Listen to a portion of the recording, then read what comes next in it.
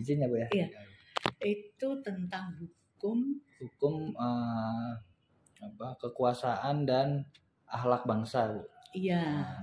Nah, itu hukum dan kekuasaan dan akhlak bangsa. Ya, itu. Ibu, ini langsung atau? Ya langsung aja Bu ya.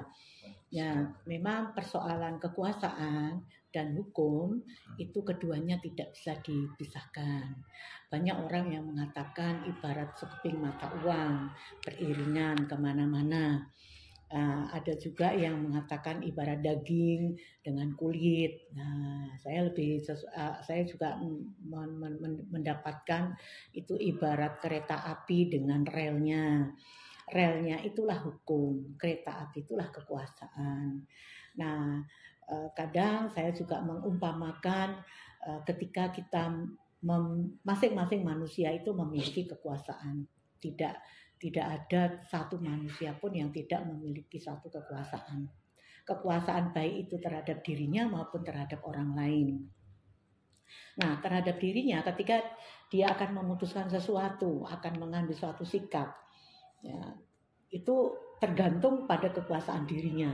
Entah itu benar, entah itu salah.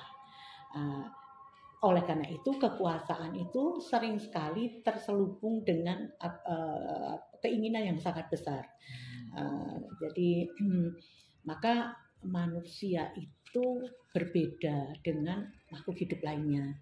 Meskipun sama-sama diberi oleh Allah itu nafsu. Ya. Tetapi bedanya dengan makhluk hidup lainnya, manusia itu harus bisa mengendalikan nafsunya. Ya, oleh karena itu manusia diberi apa? Hati nurani. Nah, hati nurani itulah yang mengendalikan kita, mengendalikan kekuasaan tersebut. Meskipun ada hukum, kalau manusia itu tidak punya hati nurani, maka hukum itu nonsen, tidak ada artinya. Ya, jadi misalnya lampu merah, kita sudah tahu itu berhenti. Tetapi ketika nafsu kita tidak terkendali oleh hati nurani tadi, kita akan terus. Padahal kita tahu hukum itu mengendalikan antara hak dan kewajiban sebagai manusia. Nah, hak itu memang ada pada diri kita. Kewajiban itulah hak orang lain. Nah, itulah antara hukum dan kekuasaan. Jadi bagaimana dengan karakter bangsa ini? Sebenarnya para pendiri negara, the founding fathers dulu itu sudah menggariskan bahwasanya negara ini, bahkan Soekarno mengatakan negara ini harus bertuhan. Ketika itu kan dia pidato di dalam persiapan untuk sidang BPUPKI ketika itu. Negara ini harus bertuhan. Kalau tidak bertuhan itu rusak. Nah itu tadi. Nah hati nurani itulah kita bertuhan. Nah, kalau kita tidak bertuhan, hati nurani kita tidak akan terkendali. Itulah bedanya manusia sebagai makhluk hidup dengan makhluk hidup lainnya. Nah, sama-sama punya nafsu, tetapi bagaimana manusia itu dibedakan dengan makhluk hidup lainnya, manusia tadi punya hati nurani untuk bisa mengendalikan kekuasaan tadi. Jadi maka dari itu hukum dibuat seperti apapun, tetapi kalau hati nurani anak bangsa ini tidak ada, maka ya sia-sia saja. Ya kan? Jadi hukum sudah dibuat sedemikian rupa pun, pun juga akhirnya dihadapkan kepada bagaimana hawa nafsu dari manusia itu sendiri. Ya, itulah antara hukum, kekuasaan, dan bagaimana karakter bangsa ke depannya. Itu. Kalau kemarin wawancara dengan Prof. Marsudi itu terkait hukum ini luas ya Bu ya? Iya. Luas banget ya Bu ya? Iya. Nah, kalau problem-problem yang mendesak gitu terkait dengan hukum ini apa Bu? Sebenarnya kalau yang disampaikan oleh Prof. Marsudi itu teman saya SMA. Satu angkatan. Ya, satu angkatan. Jadi yang disampaikan Prof. Marsudi itu hukum itu luas itu bukan berarti luas itu kemudian kita bebas ini enggak. Tetapi yang diatur oleh hukum itu begitu banyak. Ya. Kenapa begitu banyak diatur? Karena kepentingan manusia itu juga banyak, kebutuhan dari manusia itu banyak. Oleh karena itu perlu ada pengaturan di situ. Nah, dan oleh karena itu banyaknya hukum ini karena diikuti perkembangan dari masyarakatnya, bukan perkembangan zaman. Kalau perkembangan zaman kita sudah ketinggalan, tapi mengikuti perkembangan masyarakatnya. Maksudnya apa? Kebutuhan dari masyarakatnya itu. Jadi kalau dulu sederhana sekali yang namanya hukum klasik itu hukum tata negara, hukum pidana, hukum perdata. Nah, tetapi karena perkembangan dari masyarakat tadi menjadi banyak. Nah, maka kalau Utrecht itu menggambarkan hukum itu ibarat seperti pohon. Ada akarnya, ada batangnya, ada dahan, ada ranting. Nah, jadi perkembangan hukum itu karena dari akar tadi. Akar tadi ditutup oleh tanah. Tanah itulah masyarakat, manusia. Nah, akar tadi menyerap, nah masuklah ke batang. Nah, batang-batang itulah banyak sekali jalur-jalurnya. Ada psikologi, ada sosiologi, ada ekonomi, ada politik, banyak di situ. Nah, kemudian dia sampai ke dahan.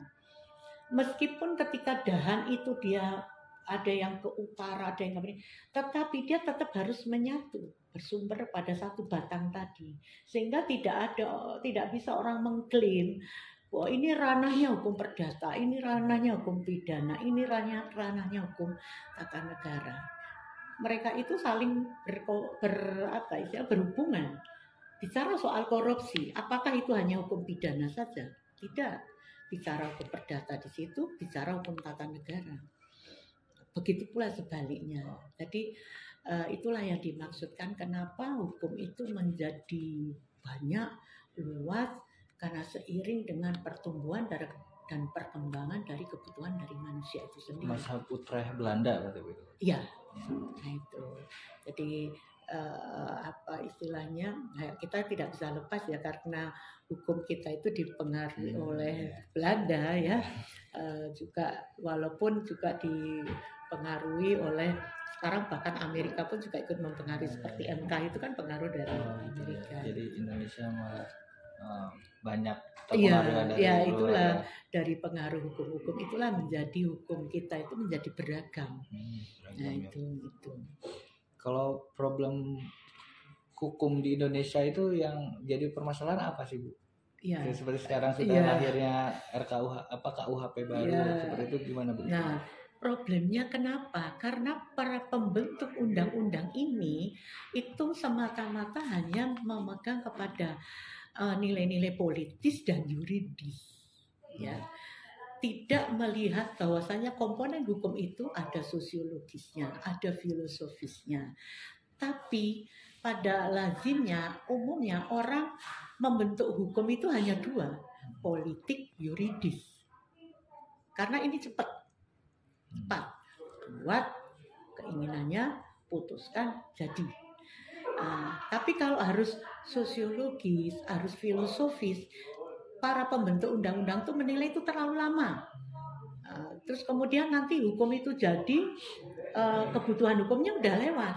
Nah, maka yang diambil dua itu aja.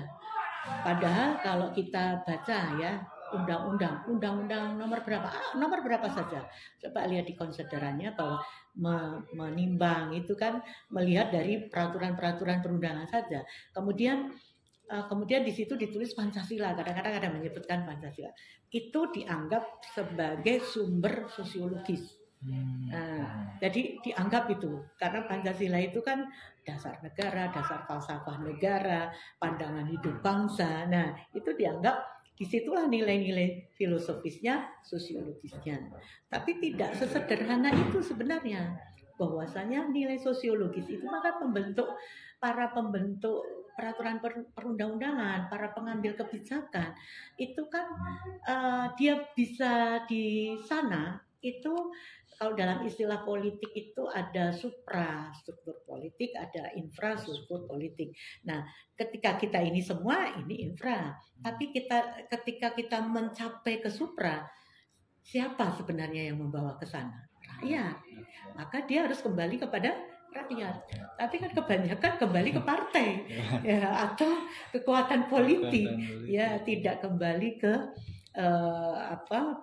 rakyat, yang mana ketika kampanye atau ketika menyampaikan harapannya kepada rakyat bahwasanya akan memperjuangkan hak rakyat, akan mensejahterakan rakyat, tapi kan nyatanya tidak. Dan sebenarnya apakah ada masa-masa untuk ketemu dengan rakyat? Ada. Nah, DPR misalnya, itu masa reses. Reses itu kan bukan istirahat, jalan-jalan, ngabisin duit, kalau perlu nikah lagi gitu ya. Kan tidak itu. Tapi reses itu adalah kembali kepada rakyat. Dulu saya pernah mengisi tentang apa istilahnya penyegaran lah bagi anggota DPR dan DPRD. Mereka itu nggak setuju seperti itu. Artinya ketika saya contohkan, sebenarnya bisa mereka itu misalnya dapilnya di mana gitu kan. Nah, dia bisa membuat pos di situ.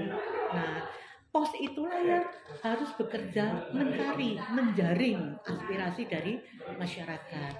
Tapi kan sekarang ini kan tidak. Hukumnya dibuat, jadi baru disosialisasikan. Terjadilah gejolak, kan begitu. Nah, harusnya kan tidak.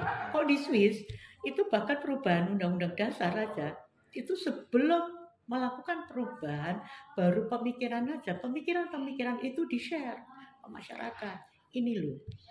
Nah, masukan itulah yang harus diolah gitu. Nah, maka saya mengutip apa yang disampaikan oleh teorinya Habermas terkait dengan opini masyarakat. Nah, saya pun juga apa istilahnya pernah lah ya dalam tulisan disertasi saya itu sampai membuat jembatan opini yang digambarkan oleh Habermas itu sebenarnya itu untuk apa istilahnya membangkitkan kembali lah Majelis Permusyawaratan Rakyat MPR. Kan itu majelis itu tempat apa bermusyawarahnya rakyat. Nah, bagaimana caranya? Sekarang kan anggota MPR itu kan DPR, DPD. Pernah nggak dia kembali ke rakyat? Itu loh pertanyaan saya. Meskipun sekarang DPD berapa tahun itu baru daerah itu memiliki kantor DPD. Jogja saja kan juga baru. Padahal Dewan Perwakilan Daerah utusan dari mana? Jakarta. Tapi kantornya di mana? Di Jakarta. Nah, kan dia nggak tahu. Padahal itulah bentuk distrik kita. Ya, bentuk distrik kita, perwakilan daerah kita, DPD itu. Kalau DPR kan bukan distrik itu. Ya, dapilnya kan tidak ini. Kalau ini kan Jakarta. Dulu usulannya sebenarnya dalam disertasinya dalam Taib itu distriknya DPD itu bukan di provinsi tapi di kabupaten kota. Karena kan tugasnya itu apa? Untuk mewakili, menyuarakan otonomi daerah. Itu kan dalam Undang-Undang Dasar kan disebutkan itu kan, untuk mengawasi otonomi daerah. Otonomi daerah itu kan ada di kabupaten kota. Ya itu nggak disetujui. Karena apa? Nanti jumlah anggota DPD bisa lebih besar daripada jumlah anggota DPR. Ya itu. Ya, itu rancu juga ya. Di kameral tapi apa ya 2 kamar tapi di kameral ragu-ragu. Ya, itu. Jadi itulah bikameral pun dikatakan bikameral tapi DPD itu punya gigi tapi giginya ompong gitu kan, nggak bisa berbuat apa-apa karena fraksinya di DPR di MPR pun kecil dia. DPR banyak, kalau di voting dalam pengambilan keputusan DPD kan nggak lewat, udah lewat nggak bisa dihitung. Provinsi cuma 4 ya Bu ya. Iya, provinsi aja juga 4 itu mewakili siapa juga. Malah coba bias ya, bias. DIY yang 5 dari 4 kabupaten 1 kota itu 4. Jawa Tengah coba berapa kabupaten, berapa kota, juga 4, kan tidak imbang.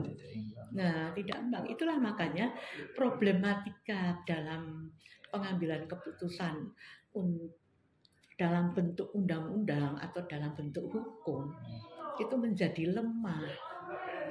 Karena itu tadi penjaringan aspirasi masyarakat tidak tercapai. Nah, itu makanya saya membuat jembatannya MPR itu, jadi opini itu masuk. Maka di sini ada penjaringan. Kan sekarang opini ada yang hoax dan sebagainya. Maka di sini dulu saya membuat disertasi pengennya tuh kolaborasi ya dengan orang teknik informatika. Tapi susah untuk menjumpai mereka itu, teman-teman di sini. Wah Mbak itu berat lagi nih. Sebenarnya mudah, nyatanya terus akhirnya waktu kemarin kita muktamar kan itu pakai elektronik toh. Nah itu jadi opini itu dimasukkan, disaring. Maksud saya kalau di MPR itu opini itu terus masuk. Ini tempat bermusyawarahnya rakyat kok.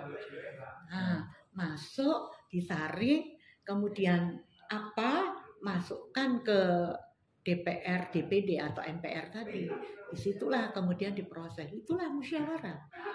Tapi sekarang kan tidak berjalan. DPR lebih menyuarakan partainya, DPD pun bagaimana akan menyuarakan daerahnya, karena keterwakilan daerah itu kan sangat emosional. Coba Mas Rizky, dari mana hasilnya? Jawa Barat. Oh dari Jawa Barat. Jawa Baratnya di mana? Di Cianjur. Cianjur. Ketika Mas Rizky itu menjadi anggota DPD, emosional Mas Rizky itu akan ke Cianjur atau ke Bandung? Itu ada emosionalnya beda. Iya, pastinya Mas Rizky akan konsentrasi memperjuangkan Cianjur, majunya Cianjur. Padahal kan tidak, harusnya Jawa Barat. Mas Rizky harus memahami tidak hanya Cianjur aja, banyak kabupaten kota yang ada di Jawa Barat. Mungkin itu Bu, terakhir tentang harapannya dan apa ya,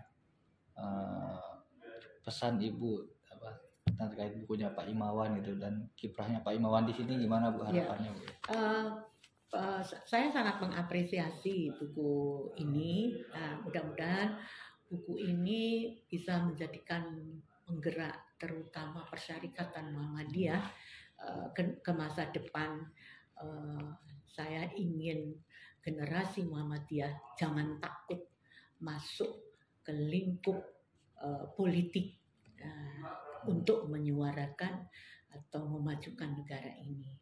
Sebagaimana pesan Soekarno sendiri, ya meskipun nama saya Megawati, kan berarti saya pendukung Soekarno. Cuma saya menggariskan gitu loh.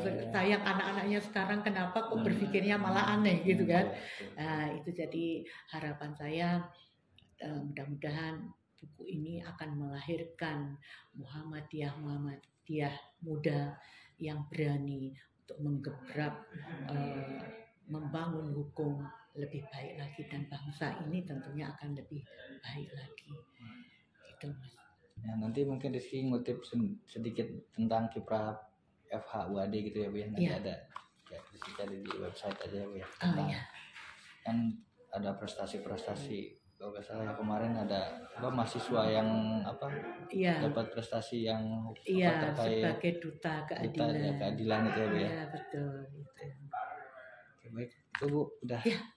Maaf sekali. Terima kasih udah 20 menit nih Bu. Tadi